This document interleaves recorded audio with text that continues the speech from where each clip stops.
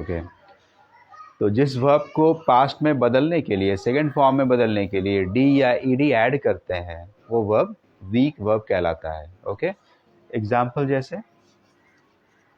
Play verb का पहला form है, प्लेड हो जाएगा, ईडी प्लेड।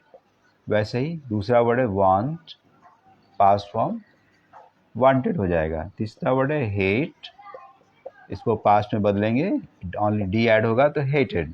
तो ये तीनों जो वर्ब का एग्जाम्पल है, ये वीक वर्ब का एग्जाम्पल है। दूसरा strong verb,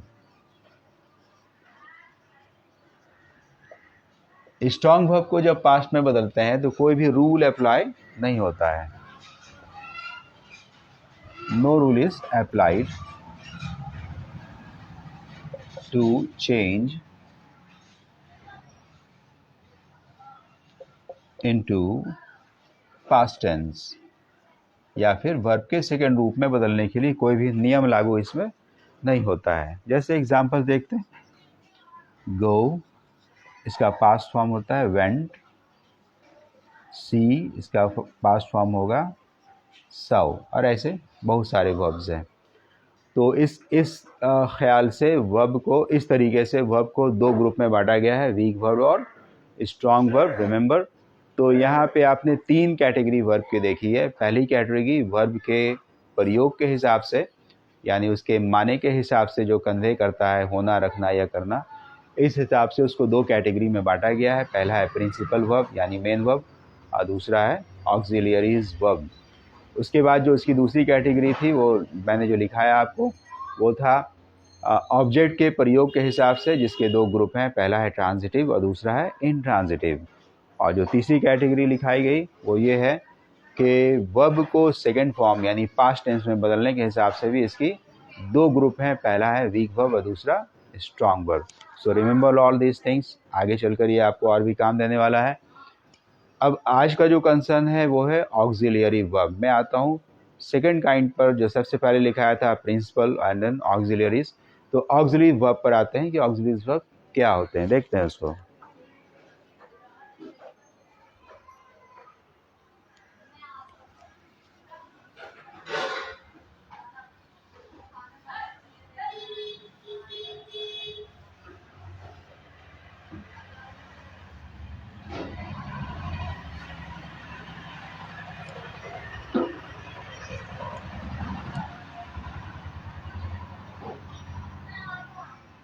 Two kinds of verb, auxiliary, auxiliaries, दो ग्रुप हैं इसके। Number one is called primary auxiliary, primary auxiliary verbs, and number two is modal auxiliary verbs, modal auxiliary verbs। आज देखते हैं पहले प्राइमरी ऑक्सिलियरी वर्ब। सभी primary auxiliary verb को तीन ग्रुप में बांट दिया गया है आगे चलकर। तो आप दो चीज़ देखेंगे उसका आज, उसका यूज़ देखेंगे पहला, और दूसरा उसके ग्रुप्स को देखेंगे। ये दो चीज़ देखने के बाद फिर आगे बढ़ेंगे हम लोग। तो देखते हैं, three groups of primary auxiliary verbs. तीन ग्रुप देखते हैं प्राइमरी ऑक्सिलियरी वर्ब्स के। पहला, इसे कहते हैं वर्ब टू बी। पहले ग्रुप को कहा जाएगा verb to be. Okay, be एक बेसिक वर्ड है, पहला वर्ड है। बी के बहुत सारे रूप हैं, प्रेजेंट, पास्ट एंड फ्यूचर, तीनों ही टेंस में। क्या क्या है उसे देखते हैं। इज, एम, आर, तीनों प्रेजेंट है। वॉज, वेयर, ये दोनों पास्ट है। खुद बी का भी इस्तेमाल होता है। बी के अलावा बीइंग जो चौथा फॉर्म है, बीन ये तीसरा फॉर्म है। और अगर फ्यूचर में इस्तेमाल करेंगे इसे तो विल के साथ या फिर शैल के साथ लगा देंगे, तो विल बी या शैल बी। तो ये जितना भी वर्ड है, is, am, are, was, were, be, being, been, will be and shall be. ये सारे वर्ड होना को दर्शाते हैं किसी सब्जेक्ट के लिए कि वो क्या है, क्या था, फ्यूचर में क्या होगा, इन बातों को दर्शाने वाला ये सारा वर्ब है। सो रिमेंबर, इन सभी के नाम भी याद कर लीजिएगा। माने आप जानते ही होंगे ये सभी। इज़ प्रेजेंट है, सिंगुलर के लिए यूज़ होता है। एम, ये एक चार्ट के साथ समझाया जाएगा आगे। एम केवल आई के साथ यूज़ होता है, ये प्रेजेंट में। आर प्लूरल फॉर्म में है, ये भी प्रेजेंट में यूज़ होता है। मैं सबको एक चार्ट दे दूंगा, उसको आप समझ लेंगे यहाँ पे। सेकंड काइंड देखते हैं इसका। सेकंड ग्रुप जो है वो है verb to have. Verb to have, have जैसा कि शब्द है, माने होता है रखना। हैव का अलग अलग वर्ड्स क्या क्या है? Has, have, had, having, will have and shall have। Present form है इसका has and have, past form है हैड, कंटिन्यूअस फॉर्म है हैविंग एंड फ्यूचर फॉर्म है will have and shall have. ये सभी हैव वर्ब जो है उसका अलग अलग रूप है। तीसरा चीज़ देखते हैं, वो है verb to do. Verb to do, do यहाँ पर बेसिक वर्ड है और इसके अलग अलग रूप क्या क्या है। खुद डू का प्रयोग होता है, डज इसका पांचवा फॉर्म है, did second form, done third form है, डूइंग इसका फोर्थ फॉर्म है, कंटिन्यूअस फॉर्म, और अगर फ्यूचर बनाते हैं तो will do and shall do. So remember, auxiliary verb का दो काइंड हो गया, एक प्राइमरी और दूसरा मॉडल। मॉडल अगले क्लास में पढ़ा जाएगा पूरी तरह से विस्तार से। प्राइमरी ऑक्सिलरीज आज देख रहे हैं। प्राइमरी ऑक्सिलरीज का फिर तीन ग्रुप है, थ्री ग्रुप्स। पहला है वर्ब टू बी, जिसका ये सारा रूप है। दूसरा है वर्ब टू हैव, जिसका ये सारा फॉर्म लिखाया। एंड तीसरा है वर्ब टू डू, जिसके ये सारे रूप हैं। ये सारे वर्ब्स को याद कर लीजिए। इसका प्रयोग भी अभी आप देखेंगे किस तरीके से ये सेंटेंस में प्रयोग में लाया जाता है, यानी इसका क्या यूजेस है, इसको देखते हैं।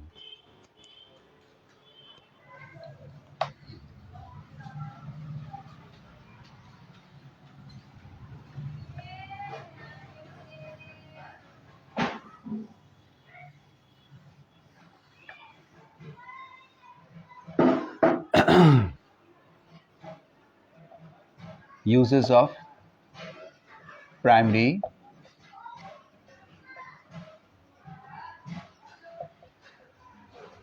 auxiliary verbs। Primary auxiliary verbs का प्रयोग देखना है, किस तरीके से ये सेंटेंस में प्रयोग में आता है। तो number one, they are used as full verb. यानी पहला प्रयोग क्या हो गया, ये फुल वर्ब की तरह से शुरू होता है। फुल वर्ब मतलब पूर्ण क्रिया, अपने आप में कंप्लीट होती है, उसको किसी दूसरे वर्ब की, दूसरे वर्ड की ज़रूरत नहीं होती है अपने माने को कंप्लीट करने के लिए। दूसरे वर्ब की ज़रूरत नहीं होती अपने माने को कंप्लीट करने के लिए। That's why they are called full verb.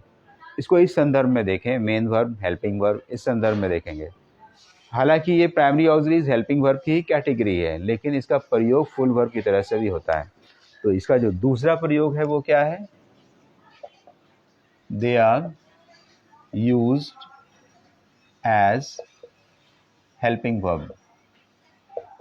यानी ये हेल्पिंग वर्ब की तरह से प्रयोग होता है in the forms of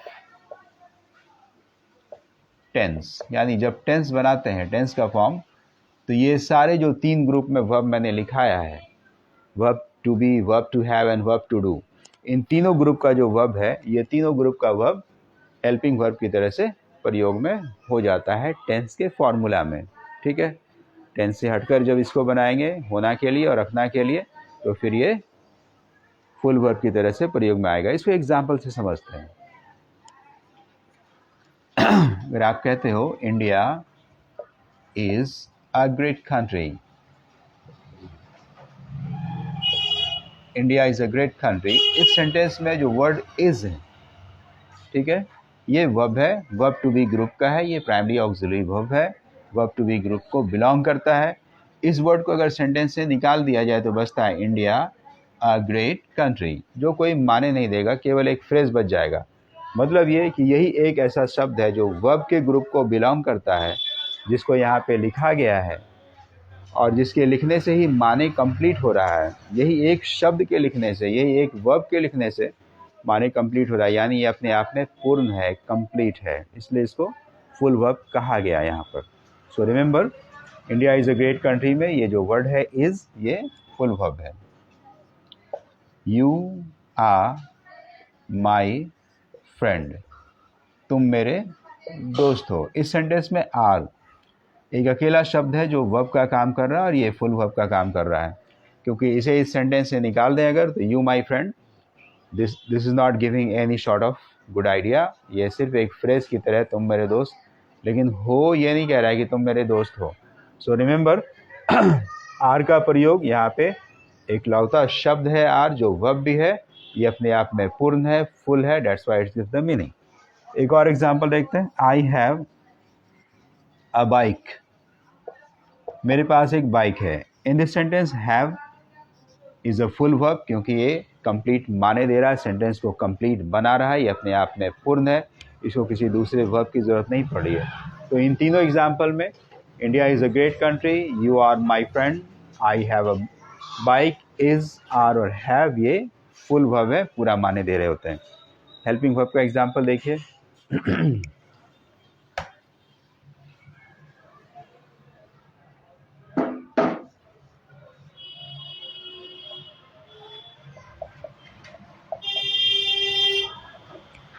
He is reading a book, वह एक किताब पढ़ रहा है। 1 मिनट।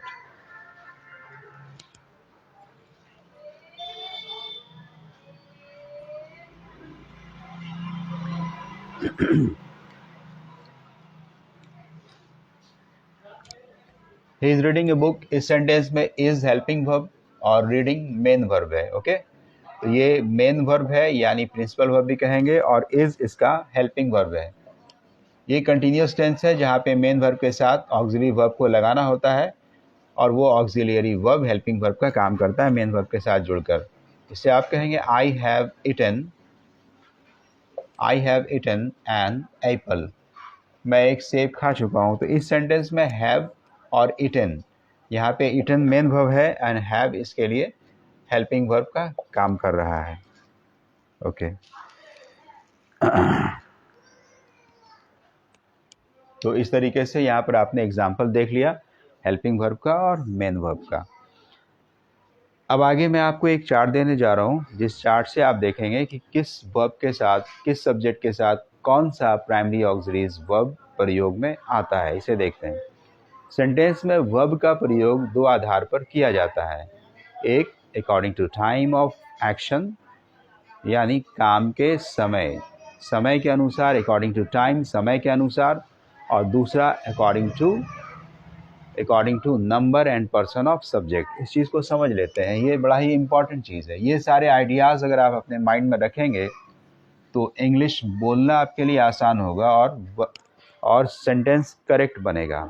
ठीक है, तो सेंटेंस में वर्ब का प्रयोग दो आधार पे होता है, इसको नोट में लिख लीजिए इस बात को। इन sentences verbs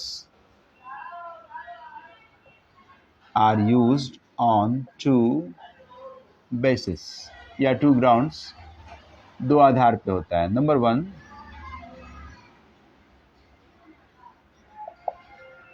according to time, time के अनुसार।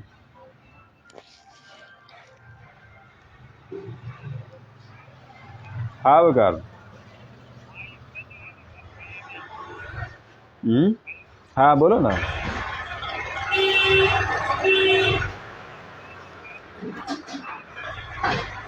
अच्छा, 350 देना है ना।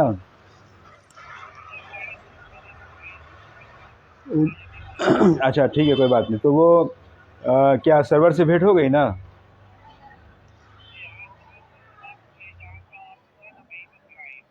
अच्छा ठीक है, तो दे देगा वो सर्वर, ठीक है, उसको बोल दोगे दे देगा लाकर, ठीक है।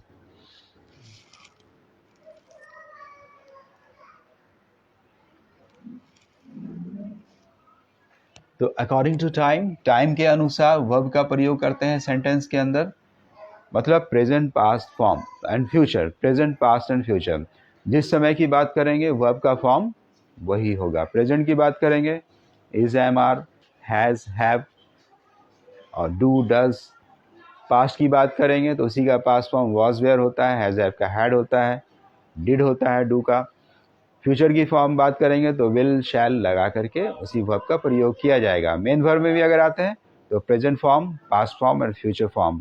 इसको थोड़ा पढ़ना भी पड़ेगा, बहुत सारी ग्रामर में ये इसके फॉर्म्स मौजूद हैं, उसको थोड़ा पढ़ लीजिए, स्टडी कर लीजिए। सेल्फ स्टडी में याद रखिए, सेल्फ स्टडी ज़रूर करते रहिए, तभी यहाँ पे ये जो वीकली आप पढ़ रहे हैं ये आपको थोड़ा फ़ायदा देने वाला है।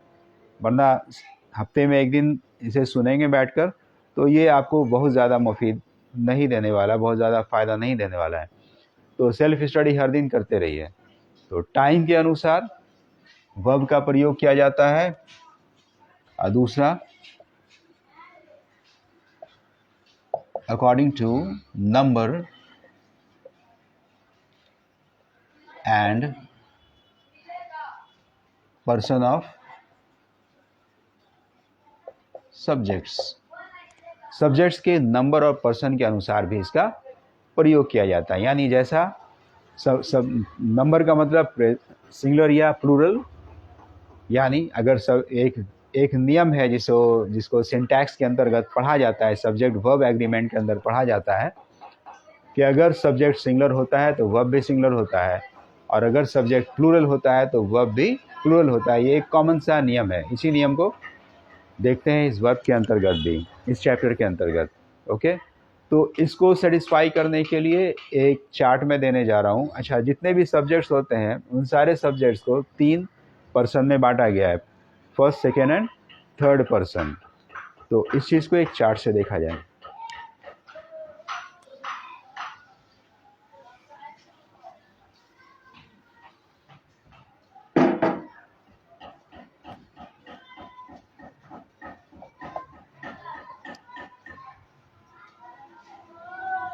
Chart, first person. First person का मतलब होता है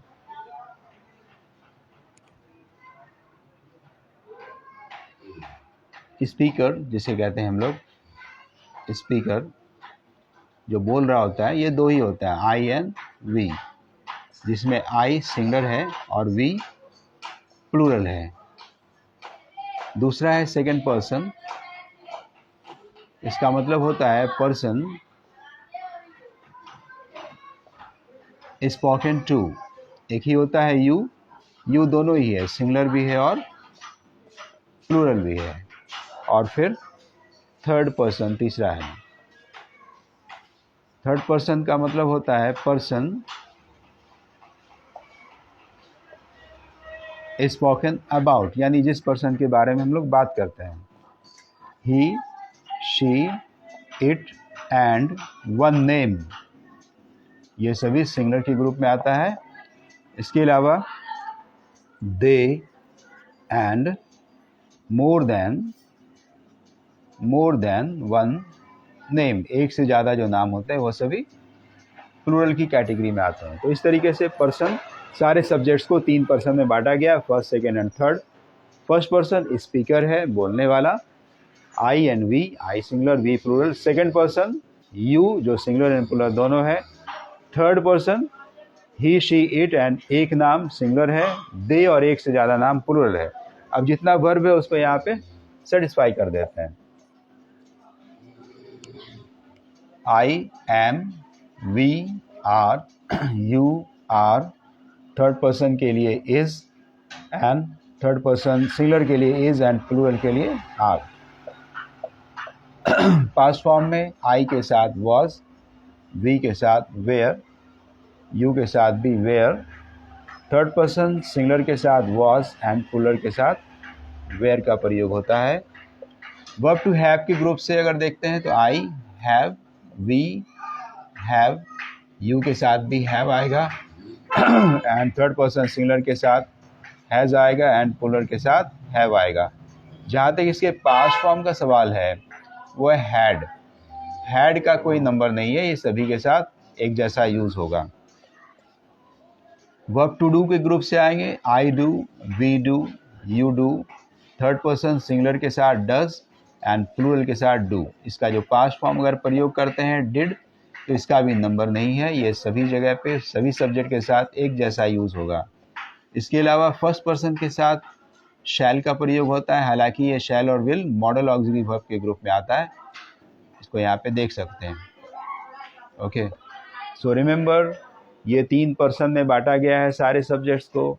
ये जितना भी ऑक्सिलरी वर्ब था इन सब को यहाँ पे मैंने डाल दिया है, प्राइमरी ऑक्सिलरीज को। रिमेंबर आई के साथ क्या क्या यूज़ होता है वो सब इसके सामने लिखा हुआ है। वी के साथ